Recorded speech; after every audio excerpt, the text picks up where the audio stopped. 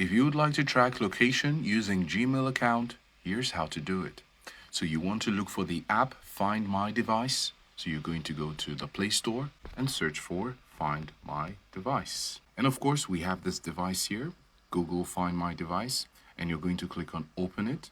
Now we have this device already, so we're going to select it here. And when you're there, you have the option to find the devices that are registered to your Gmail account. So say you're looking for your device and you don't know where it is, you can have it here and search for it. But of course, you have to make sure that the device is registered to the same email that you're using. So at the top right here, we have the Gmail profile. You could click on this Gmail account. Or if you want to change it, you can select it from the options here in this area here if you have other email accounts that are registered to different devices.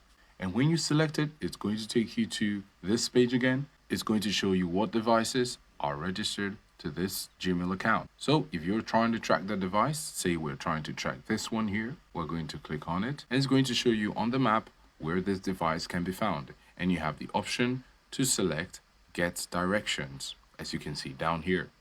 So this is how to track location using Gmail account.